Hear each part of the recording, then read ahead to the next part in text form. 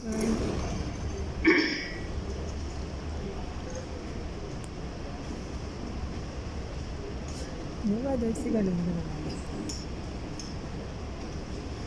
اللہ الرحمن الرحیم الحمد للہ رب العالمین والصلاة والسلام علی سید المرسلین وعلی آلہ وصحبہ اجمعین، اما بعد۔ حضرات علماء کرام اور مختلف شعبہ زندگی سے تعلق رکھنے والی معزز اور محترم شخصیات اور سامنے تشریف فرما بزرگوں، دوستوں، بھائیوں، نوجوانوں، آج کا یہ اہم اجلاس وقف ترمیمی بل 2024 کے مندرجات سے واقفیت حاصل کرنے کے لیے منعقد ہوا ہے، اور یہ جمعیت علماء ممرا کوسہ کے زیر اہتمام منعقد ہوا ہے۔ جمعیت علماء مہاراشٹر نے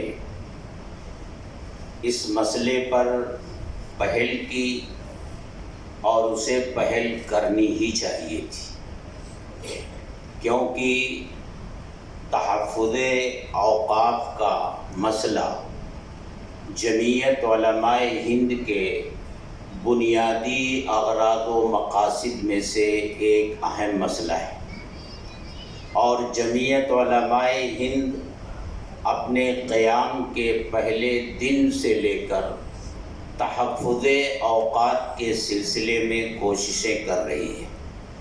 جب بھی حکومت ہند کی طرف سے اوقاف کی املاک میں کسی طرح کی مداخلت کرنے کے لیے کوئی قانون بنانے کی کوشش کی گئی تو جمعیت علماء ہند سامنے آئی، اس نے کوششیں کی، اور اس کی مسلسل کوششوں کی ایک لمبی تاریخ اور داستان ہے۔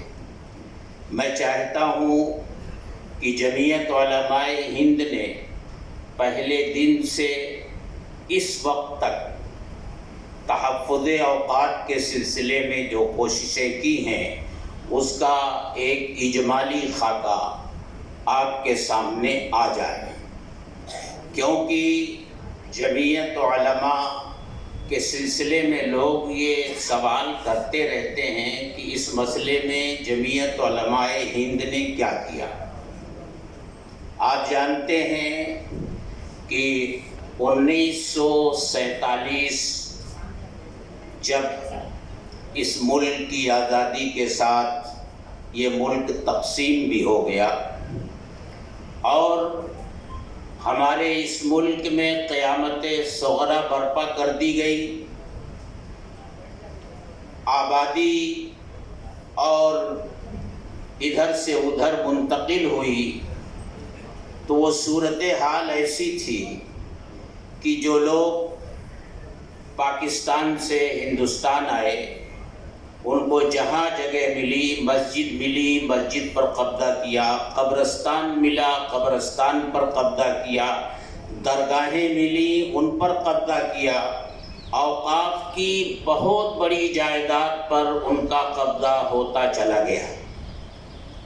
جمعیت علماء ہند نے سب سے پہلے تو برپا ہونے والی قیامت کا مقابلہ کیا، خاص طور سے حضرت مجاہد ملت مولانا حفظ الرحمن سیوہاروی رحمۃ اللہ علیہ کی خدمات اس سلسلے میں زرعی حروف سے لکھے جانے کے قابل ہیں۔ حضرت کی خدمات کا اندازہ آپ اس سے لگا سکتے ہیں کہ وقت کے ولی کامل حضرت مولانا عبد القادر رائے پوری رحمۃ اللہ علیہ کے سامنے ایک مرتبہ گفتگو چل رہی تھی اور ان کی مجلس میں تذکرہ آیا مجاہد ملت کا، تو کسی مرید نے کہہ دیا کہ حضرت وہ تو کانگریسی آدمی ہے۔ حضرت رائے پوری رحمت اللہ علیہ نے فرمایا میں مجاہد ملت سے سودا کرنے کے لیے تیار ہوں، وہ میری زندگی کی ساری عبادتیں، ریاضتیں اور مجاہدات لے لے، اور اس کے بدلے میں مجھے وہ 1947 میں جو قیامت برپا تھی دلی کے اندر، شب و روز محنت کر کے جو انہوں نے لوگوں کی زندگیاں بچائی ہیں اور مجروح اور زخمی لوگوں کو اسپتال پہنچایا ہے، صرف مجھے اپنی زندگی کے وہ چند دن دے دیں۔ اگر انہوں نے مجھ سے یہ سودا کر لیا تو میں سمجھتا ہوں کہ میں فائدے میں رہوں گا۔ یہ ہیں حضرت مجاہد ملت رحمت اللہ علیہ۔ جب 1947 اور 48 کے اس ہنگامے سے کچھ فرصت ملی، کچھ مہلت ملی، تو اب جمعیت علماء ہند کے سامنے یہ مسئلہ تھا کہ اوقاف کی جن جائیدادوں کے اوپر، جن املاک کے اوپر قبضہ ہو چکا ہے، ان کو کیسے قبضے سے چھڑایا جائے۔ اس سلسلے میں مجاہد ملت رحمت اللہ علیہ نے جمعیت علماء کی مجلس عاملہ اپریل 1949 میں بلائی، اور مجلس عاملہ نے یہ فیصلہ کیا کہ اوقاف کے سلسلے میں ایسے قوانین بنائے جائیں اور حکومت سے اس کی منظوری لی جائے جس کے ذریعے اوقاف کا تحفظ ہو سکے۔ مسلسل 2 سال کے غور و خوض کے بعد، ماہرین قانون سے مشورہ کرنے کے بعد، شرعی نقطۂ نظر کے مطابق اسلامی اوقاف کے لیے ایک مسودہ قانون مکمل کیا گیا۔ آپ غور کیجئے، یہ 1949 میں اوقاف کے لیے ایک مسودہ قانون بنایا گیا، تیار کیا گیا، اور اس مسودہ قانون کو پارلیمنٹ میں پیش کرنے کے لیے، بل کی شکل میں پیش کرنے کے لیے، مرحوم محمد احمد کاظمی جو ایڈوکیٹ تھے اور اس وقت ممبر پارلیمنٹ تھے، ان کے ذریعے پیش کروایا گیا۔ 12 اپریل 1951 کو پارلیمنٹ میں یہ بل پیش ہوا اور اس پر زبردست وضاحتی تقریر ہوئی حضرت مولانا حفظ الرحمن سیوہاروی رحمت اللہ علیہ کی۔ پارلیمنٹ نے اس مسودہ کو غور و فکر کے لیے منتخبہ کمیٹی کے سپرد کر دیا۔ جیسے آج یہ بل جے پی سی کے سامنے پیش کیا گیا ہے، اس وقت وہ مشترکہ پارلیمانی کمیٹی کے سامنے پیش کر دیا گیا۔ پھر اس پارلیمانی کمیٹی نے غور و فکر کرنے کے بعد اس بل کو رائے عامہ معلوم کرنے کے لیے پورے ملک میں مشتہر کیا کہ لوگوں کی رائے کیا ہے اس قانون کے بارے میں۔ اس وقت بڑی عجیب صورتحال پیش آئی۔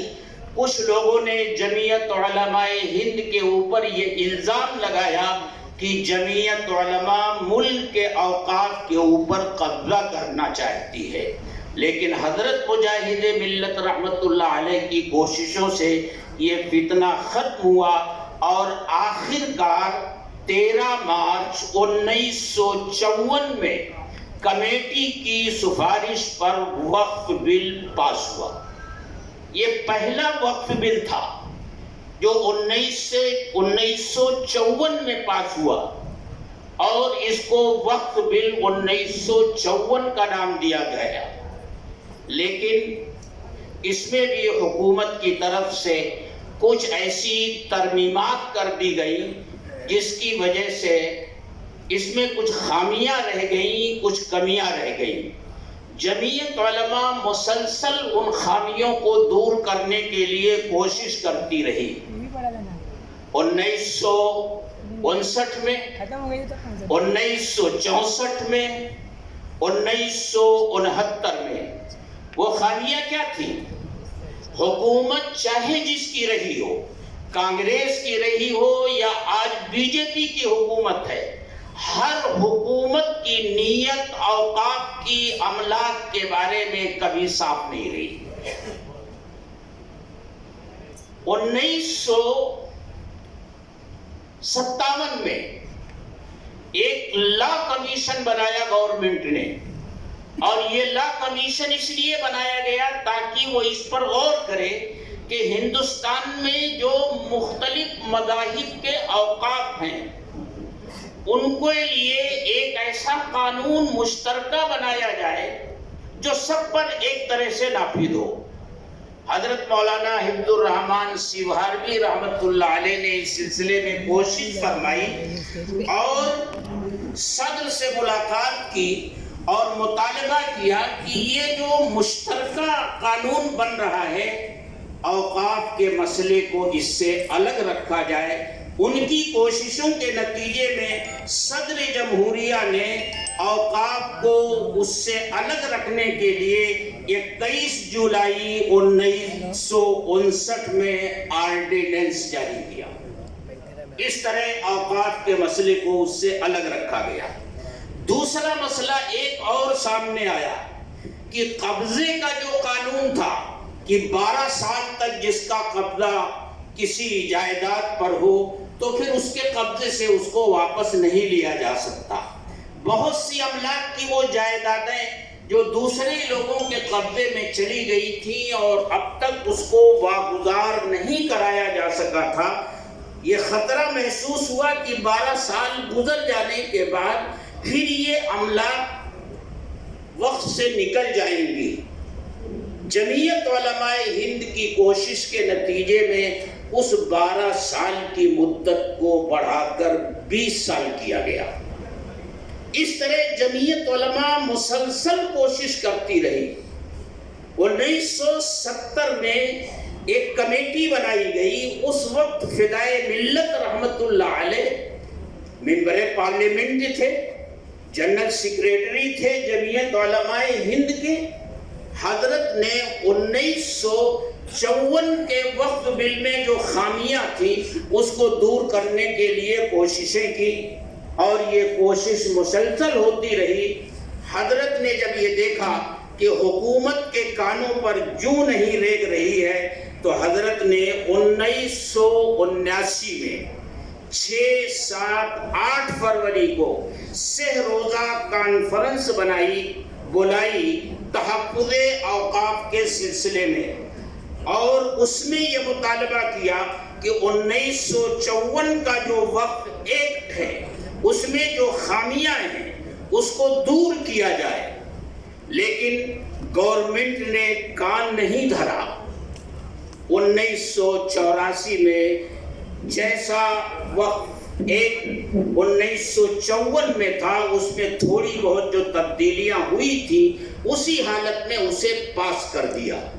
پھر جمعیت علماء نے باقاعدہ تحریک چھیڑی، اور جمعیت علماء کے کام کرنے کا طریقہ یہ ہے کہ جمعیت علماء جب کوئی اس طرح کا کام ہوتا ہے تو ملت کے ہر طبقے کو اپنے ساتھ جوڑ کر چلتی ہے، سیاسی طبقے کو، سماجی طبقے کو، اہم شخصیات کو، اور ضرورت پڑتی ہے تو اپنے غیر مسلم بھائیوں کو بھی اپنے ساتھ جوڑتی ہے۔ شروع سے جمعیت علماء کے کام کرنے کا یہ طریقہ رہا ہے۔ پھر کوشش چلتی رہی علماء کے ساتھ اور دوسرے سماجی طبقات کے ساتھ، سیاسی پارٹیوں کے ساتھ حضرت گفتگو فرماتے رہے، یہاں تک کہ 1995 کا وقف ایکٹ ہمارے سامنے آئے۔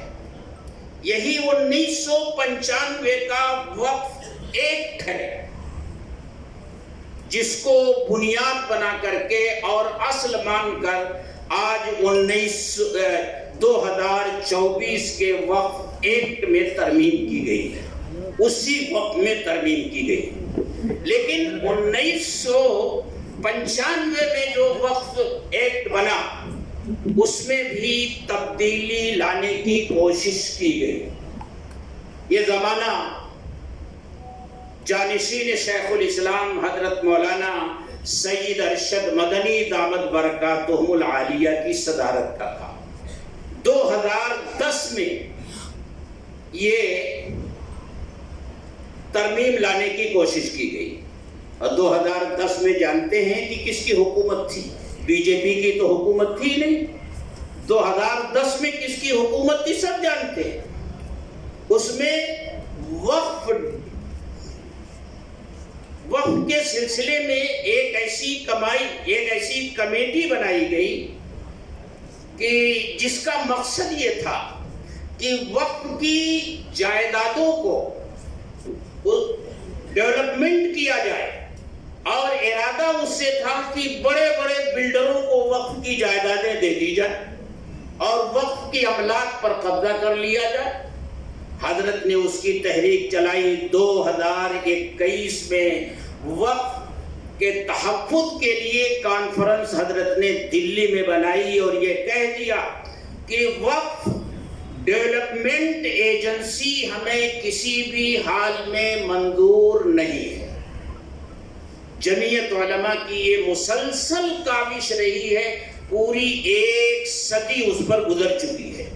1 صدی سے جمعیت علماء وقف کے تحفظ کے لیے کام کرتی چلی آ رہی ہے۔ اس کے اغراض و مقاصد میں یہ بڑی اہمیت رکھتا ہے۔ تو پھر جب یہ وقف بل سامنے آیا، اس وقت حضرت مولانا سید ارشد مدنی دامت برکاتہم ہندوستان میں نہیں تھے، باہر سفر میں تھے، بے چین ہو گئے۔ وہیں سے بیان جاری کیا اور جمعیت علماء ہند کو یہ حکم دیا، اس کی ہر صوبائی جمعیت کو حکم دیا کہ اپنے اپنے مقام پر جو اس کمیٹی کے ممبران ہیں ان سے ملاقات کیجئے، اس کی جو خامیاں ہیں اسے اجاگر کیجئے اور ان کو بتائیے کہ وقف ہمارا مذہبی مسئلہ ہے، خالص مسئلہ ہے، اس میں کسی طرح کی مداخلت مسلمان برداشت نہیں کر سکتا، اور یہ حکومت جو اب تک ہمارے مذہبی معاملات میں مداخلت کرتی آ رہی ہے، اب وہ موقع آ گیا ہے کہ اب ہم اس مداخلت کو کسی بھی صورت میں برداشت نہیں کر سکتے۔ حضرت کا یہ پیغام آیا، ہم نے معلوم کیا تو پتہ چلا کہ اس کمیٹی کے 3 ممبر ہمارے صوبے کے ہیں، 2 شیو سینا سے ہیں، 2 گٹ ہے شیو سینا کا، 2 گروپ ہے، ایک شندے گروپ سے ہیں اور ایک ادھو ٹھاکرے گروپ سے ہیں اور ایک NCP شرد پوار سے ہیں۔ تو NCP شرد پوار سے جو ہیں وہ چونکہ ہمارے بھیونڈی حلقے کے سنسد ہیں، وہاں کے رکن پارلیمان ہیں، ہم نے ان سے ملاقات کی، ان کے سامنے ساری باتیں رکھی، اور پھر اروند ساونت صاحب سے جا کر دادر میں ان کے آفس میں ہم نے ملاقات کی، اور ہم نے اس بل کا جو خلاصہ تیار کیا ہے جو آپ کے یہاں موجود ہے، اپنے وکیلوں کے ذریعے اس بل کے جو خاص پوائنٹ ہیں جو زیادہ خطرناک ہیں، ویسے تو 40 پوائنٹ ہیں اس بل میں، لیکن کچھ بہت ہی زیادہ خطرناک ہیں، ہم نے ان کو نکلوا کر کے مرتب کیا ہے، وہ انگلش میں بھی ہے اور اس کا ترجمہ اردو میں بھی ہے، جو حضرات اس سے دلچسپی رکھتے ہیں وہ یہاں سے حاصل کر سکتے ہیں۔